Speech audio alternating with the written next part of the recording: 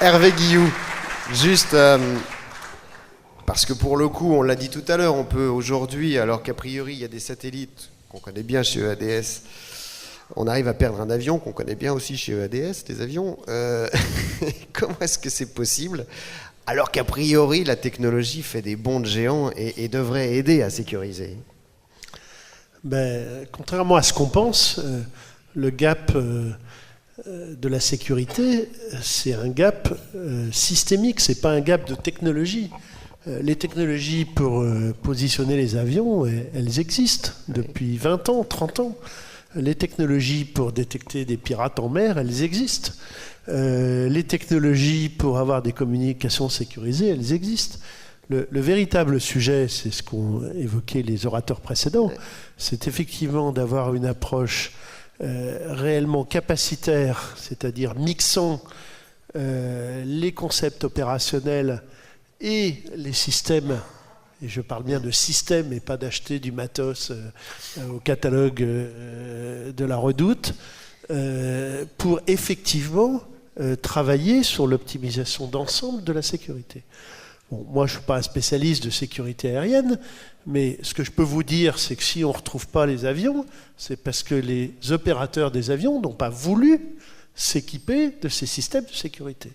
Et la vraie question, et on a le même sujet dans le cyberdomaine, qui se pose aujourd'hui vraiment de façon encore plus prégnante, c'est pourquoi les gens ne veulent pas aujourd'hui investir dans la sécurité. Alors là, il y a plusieurs réponses, suivant qu'on est des acteurs publics ou privés. Bon, la réponse est d'ailleurs pas tout à fait la même, mais si, par exemple, on regarde le sujet privé, c'est évidemment une question de gouvernance des entreprises, parce qu'en général, on confie à son directeur de l'informatique le budget de la cybersécurité, qui est évidemment un concurrent budgétaire instantané du service qu'il doit rendre. Donc c'est le pire allocataire de ce budget. Et en plus, évidemment, l'essentiel des réponses sont en dehors de son champ de responsabilité. Donc c'est un problème de positionnement. On ne sait pas où poser c'est un problème de le positionnement de et un problème de gouvernance. Un PDG de boîte, il faut lui parler que de deux choses: de fric et de réputation. Oui. Bon. Si vous allez le voir en lui parlant de technologie, des serrures, ou de gateways, ou de VPN, ou ainsi de suite, vous ressortez de son bureau en disant « Écoutez, monsieur, vous avez un budget, utilisez-le ». Mais le vrai sujet, c'est d'arriver à faire rentrer l'écosystème de la sécurité dans l'écosystème global de la compétitivité des pays. Bon, par exemple, moi je pense, et c'était un des meilleurs arguments qu'on ait eu pour créer la filière sécurité, de dire France, a safe place to do business, ça crée de la valeur. Parce que si la France a la réputation d'être une place sûre pour faire du business, les investisseurs viendront. Mais c'est bien une question d'argent, effectivement. Il y a un retour sur investissement sur la sécurité. Et ça, oui. c'est pas compris. Non, pas du tout. Parce qu'en général, le sujet n'est pas approché comme ça. Ouais. Et regardez combien d'entreprises du CAC 40 publient dans leur rapport annuel le risque économique lié à leur sujet de cybersécurité. Ben, vous en trouverez très peu. Et j'ai un autre exemple dans le maritime qui est vieux, qui date d'il y a 20 ans. Mais le jour où les assurances ont été obligées de payer les premiers dégâts des marées noires, la seule différentielle des primes d'assurance a payé la totalité de la flotte mondiale de pétroliers à double coque en 10 ans. Ah oui. Donc c'est un problème d'écosystème. Et donc il faut créer les systèmes qui naturellement sont vertueux et qui donc vont faire que les gens ont intérêt à investir dans la sécurité, et pas uniquement parce qu'il y a un décret-loi qui est sorti, ou parce qu'on a sorti un article dans la LPM, et que ceci et que cela. Et je reviens à la question aérienne. Je pense que la raison principale pour laquelle les avions ne sont pas équipés, par exemple, de connectivité temps réel, c'est parce que ce n'est pas obligatoire. D'accord. Et ça, c'est le vrai sujet. On voit bien qu'il y a peut-être un problème de positionnement du poste de directeur de la sécurité, parce que finalement vous êtes très proche du directeur du DSI, qui lui-même est soumis à la politique de cost killing, où de toute façon lui doit donner du résultat. Hervé Guilloux, vous défendez tous, a priori, l'idée d'avoir une filière, c'est-à-dire d'avoir une visibilité, une reconnaissance. La filière, c'est quoi? C'est à la fois la formation, c'est la possibilité d'avoir une existence dans l'entreprise, une reconnaissance globale, la main sur la technologie. C'est tout ça, la filière?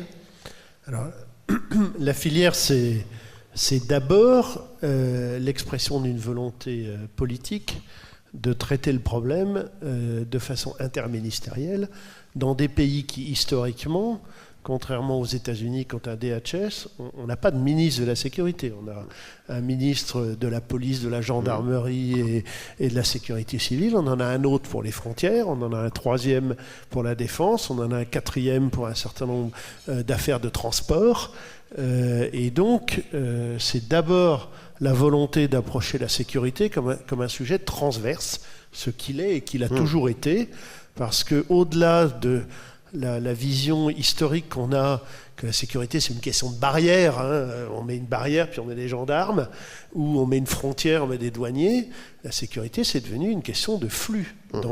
Dans une vie dynamique et dans une vie économique, la sécurité c'est une question de flux. Et donc ça s'est complètement transformé quand on regarde la question de la sécurité des transports de bout en bout, que ce soit les transports de matériel ou d'humains, quand on regarde les questions de cyber, et ainsi de suite, c'est une question dynamique et une question de flux. C'est plus du tout question de maîtriser les barrières. Non.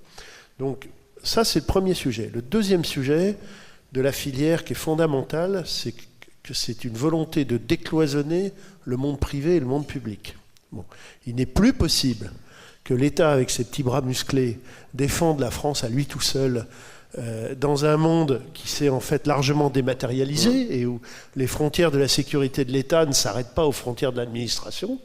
Et à l'inverse, il est totalement impossible à l'industrie qui est encore très émiettée, qui a des histoires très différentes entre les gens qui viennent de l'aéronautique et de la défense, ceux qui viennent de l'informatique ou de l'électronique ou des télécoms, à une industrie qui n'est pas encore bien organisée, qui n'est pas structurée avec des niveaux de systémiers, d'équipementiers ou d'intégrateurs, d'arriver à proposer aussi une réponse construite et autre chose qu'un catalogue désuni de matériel. Donc cette rupture de la frontière historique du secteur public et du secteur privé me paraît le deuxième axe fondamental. Le troisième axe fondamental, c'est effectivement de traiter des problèmes systémiques du pays. C'est la question de l'analyse capacitaire des besoins.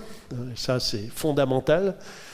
Ça concerne les opérateurs publics, mais aussi les opérateurs privés, comme EDF, France Télécom, Veolia ou autres. La deuxième question, c'est de remplir les trous en matière de technologie. Il y en a quelques-uns. Il y en a de nombreux dans la cybersécurité, par exemple sur les systèmes industriels, mais il y en a d'autres dans l'évolution des bâtiments intelligents, dans les questions de transport aérien et de trafic aérien, par exemple. Et puis le troisième sujet, c'est effectivement d'arriver à développer en France et aussi en Europe, et ce n'est pas le plus simple, une véritable politique industrielle basée sur une politique de normes, de standards, une politique export et une politique de souveraineté.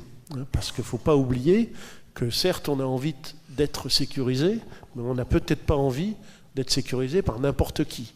Et ça, je pense que c'est un des grands chantiers de la filière.